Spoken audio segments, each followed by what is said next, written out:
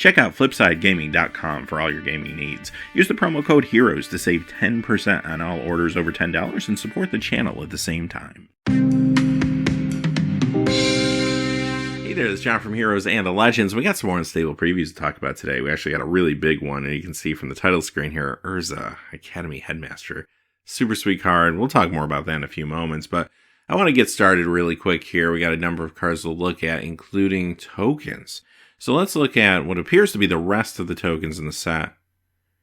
And we'll start with these four first. Now, throughout the week, we've been seeing tokens. We've actually seen a couple of the regular unstable tokens. And then last week, they showed us all of those full art, really beautiful sort of classic Magic tokens that will be included in some packs. Really excited about those. But let's quickly look at the rest of the unstable tokens that we have not seen yet. This is a Goat token here. We have a Fairy Spy. We have a Rogue. We have a Goblin. And here's the last four. You get a Squirrel, a Dragon. Now, we've seen that Dragon art before because this is actually included in that HasCon special set that you could get there because the Dragon token comes from the Sword of Dungeons & Dragons card, which of course is being reprinted in this set. Hence, this token is back in this set too.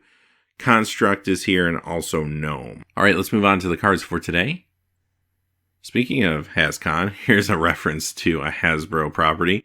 Go to Jail. This costs 1 white. It's an enchantment common. When Go to Jail enters the battlefield, exile target creature an opponent controls until Go to Jail leaves the battlefield.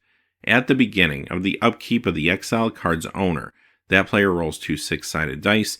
If he or she rolls doubles, sacrifice Go to Jail. So obviously this is a reference to Monopoly. The way to get out of jail for free is to roll doubles, right? So there you have it. I'll say also too, at common, this is a really nice removal spell. Granted, there's a back door to get out. Eventually, luck will have its way, and your opponent's going to be able to get their creature back. But if you can hold it off for a number of turns with this card, just for 1 white mana, it feels pretty good, right? Actually seems real sweet. I love this card. I was a big Monopoly fan when I was a kid. Played a lot with my friends and everything. And this is before Magic existed, of course. So we would play a lot of Monopoly. We were real competitive about it, too. So it's just kind of funny to see this card Go to Jail. Cool reference, definitely, to the game.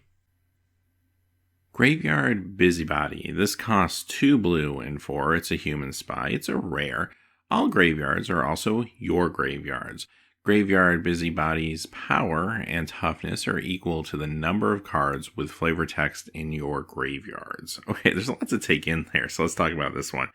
Now, first, it is a flavor text matters card, which is pretty cool. We've seen this theme evolve as the preview weeks have unfolded, and it feels like it could be a pretty cool way to interact with a lot of other cards in the set. Similar to what they did in Unhinged, where they had like artist matters and stuff. So I think that's a really cool idea. I like it. And the power behind this card is actually pretty unique because making everybody's graveyards technically belong to you opens up a world of possibilities for some other cards. So we're all familiar with the many, many cards that exist out there that say things along the lines of go into your graveyard, reanimate something from your graveyard, do something with your graveyard. Well, that opens it up now to everybody's graveyard at the table. Now, 1v1 probably doesn't make a huge difference all the time, but if you're in a multiplayer game, then that could actually open up a lot of possibilities for you. Now, some players do play Silver Bordered Commander. I know it's not technically legal, but certain play groups do allow players to play with Silver Bordered, or at least some Silver Bordered cards. This feels like it would interact well with a lot of things that you do see in Black Border, and actually could be kind of fun to try out just because of that graveyard mechanic, if nothing else. So overall, I like the card. Just another really unique take on something that we've kind of sort of seen before, but I really like where they're going with cards like this in the set. The blue in particular feels really unique in the set, and I kind of wonder if a lot of this is testing to see if some of these can carry over into Black Border, because Mark Rosewater has said in the past that the problem with blue was too powerful. They had to peel some of the things blue did off into other colors and kind of nerf it a little bit. And since then, I think it's been sort of lower on the power level scale, even compared to a lot of the other colors most of the time. Depends on the set, of course. So perhaps they're trying some new things, maybe give blue some new tricks. I'd like to see that. Skull Saucer. This costs 2 black and 4. It's a zombie head, uncommon 4/1 with flying. When this enters the battlefield, destroy target creature and put your head on the table. Sacrifice this when your head stops touching the table. So for 6 mana, it's a nice removal spell. I mean, it can hit anything. That's kind of nice.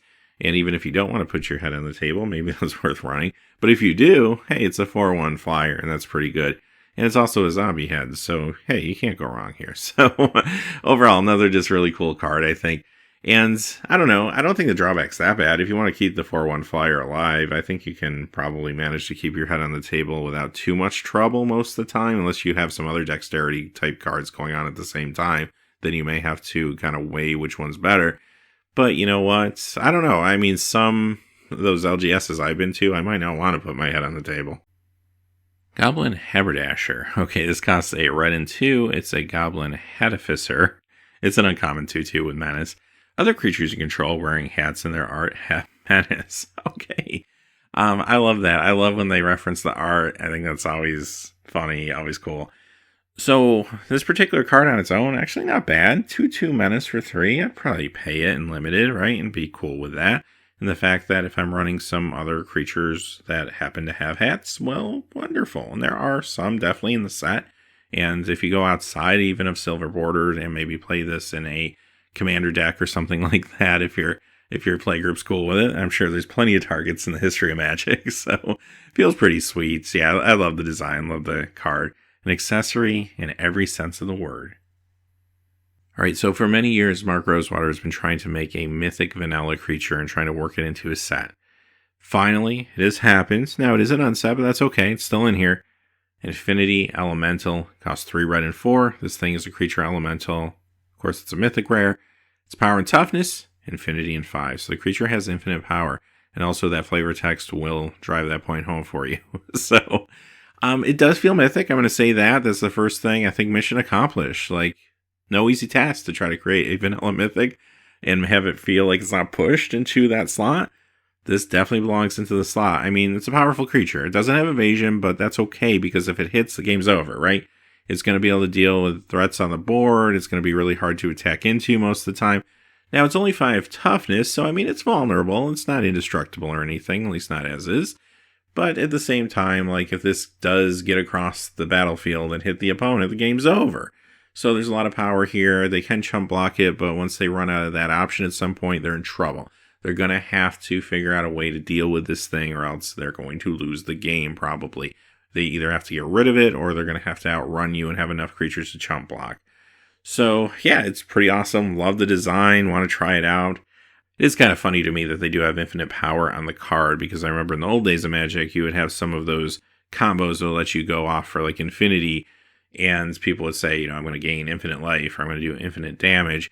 And they adjusted the rules at some point to say, well, you can't really say that. You have to choose a number. So maybe it's 1,000,000, but because your opponent might have an answer, they might be able to come back and say, okay, you gained 1,000,000 life. Well, I'm going to do 1,000,001 plus damage to you. So you had to choose a number because infinity plus 1 doesn't really make sense.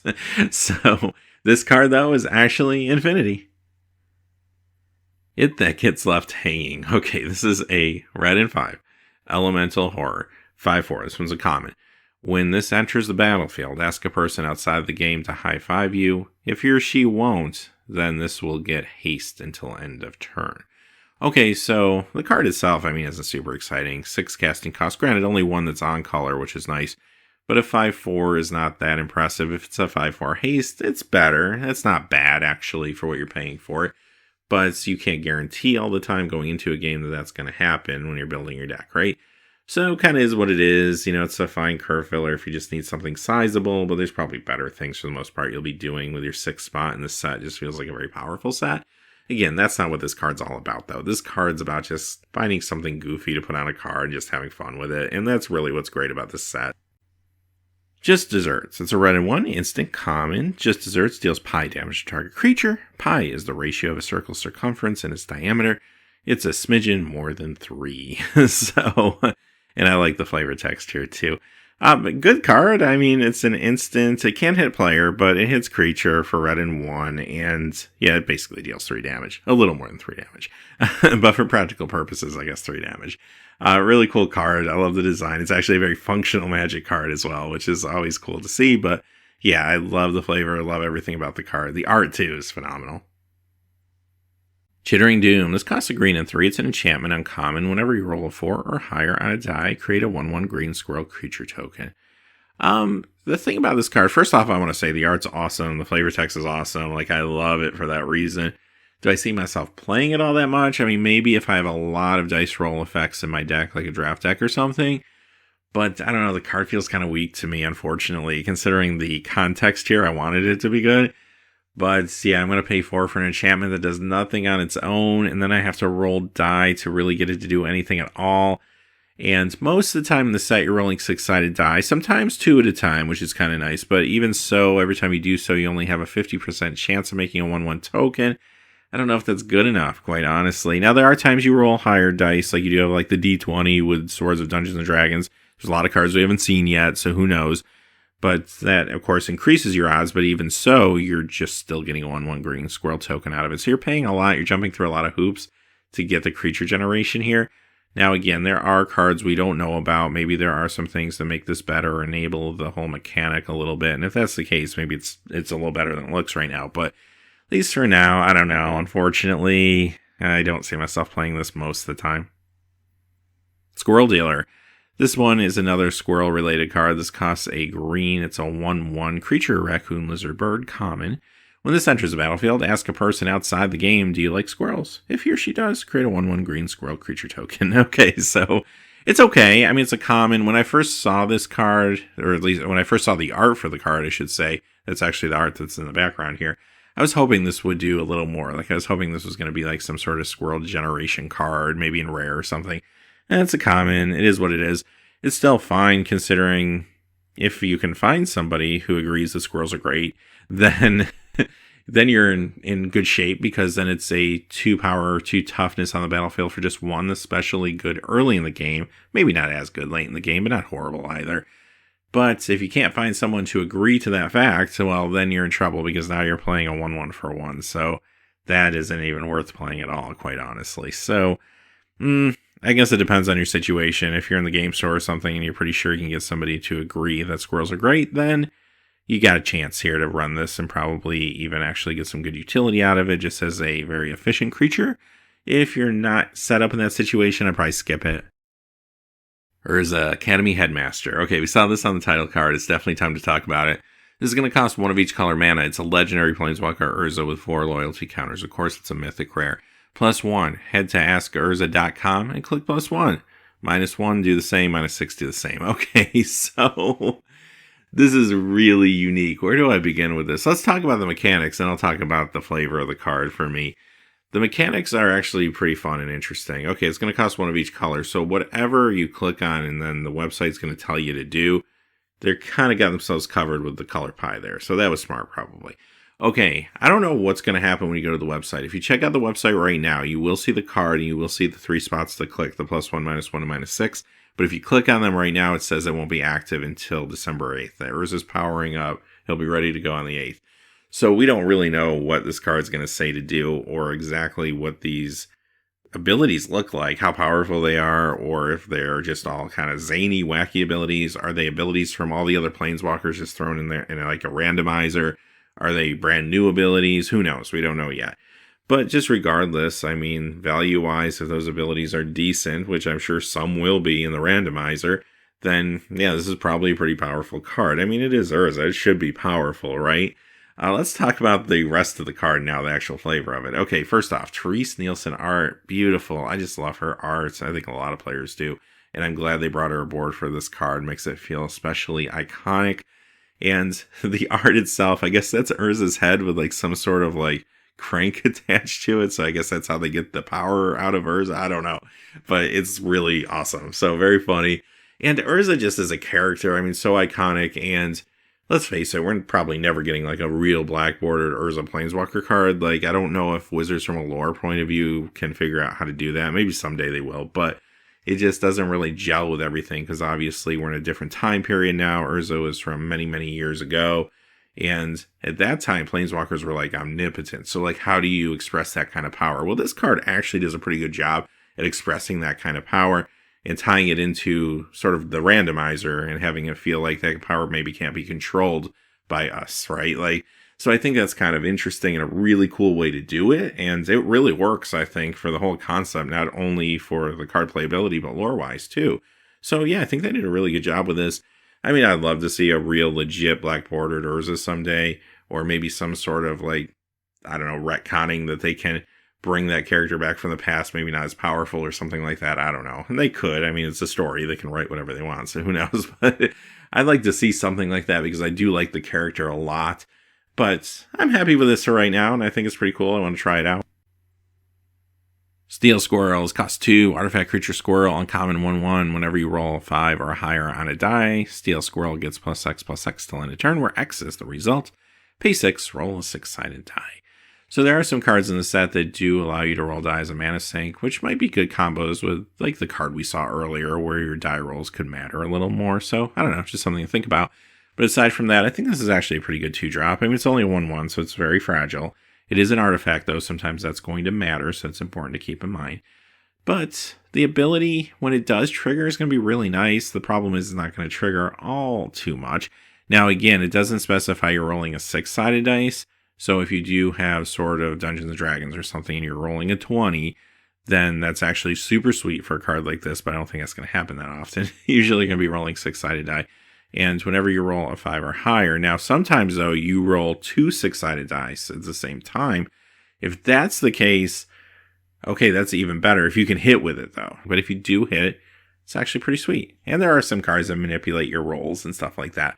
So maybe this card is better in conjunction with some of those, sure, but I think it's still okay to run on its own. It's high variance. You're risking a little bit running it, but I don't know. I think it seems kind of fun. And when it does actually trigger, it feels like it's going to be pretty good for you.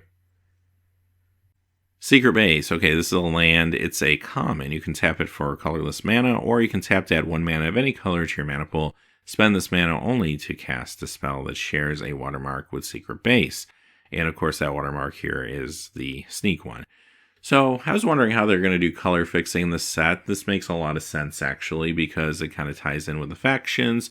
And at the same time, it's not a card that maybe can be abused in other places outside of silver bordered, right? Like with black border cards, if you are mixing the two, it is still really tied into the actual factions, which I think is a good idea for lands like this. And they have cool flavor attached to them. The Secret Base, the art's really awesome too. So I think they did a good job with this. I assume this will be part of a cycle, which would make sense. And that really kind of shows us how we're going to be able to get that 3rd color in our deck, right? Maybe even that 4th color sometimes. It's going to be cards like this that are going to enable that, because we haven't really seen any dual lands, and Rosewater said there's not going to be like a dual land cycle or anything like that. So this makes sense. I think we'll see more of these. All right, with that being said, those are the cards for today. So I'm going to keep a close eye on things. If there's a lot of cards that come out later today, we'll do another video. Of course, we'll also report to you the things that happen tomorrow. Not sure what tomorrow's going to look like yet. I mean, the rumor is that tomorrow will be like the rest of the set will get reviewed like we normally see on the last day. But I haven't heard that officially confirmed yet. So I'm just going to wait and see what happens. I'll report either way out to y'all and let you know what's happening with the cards, what's coming out. Get you prepared for this product, which is still a few weeks away. It doesn't actually come out to December 8th. So until next time, hey, thanks for watching. Please remember to like, subscribe. Have a great day. Hey, thanks for watching. This video is made possible by the generous support of viewers like you on Patreon. Check out the description below for links to our Patreon page as well as our Amazon affiliate store, where a small percentage of all sales will also help support the channel. Finally, if you haven't had a chance yet to subscribe, hit that subscribe button so you don't miss any new videos on Heroes and Legends. Talk to you again soon, and have a great day.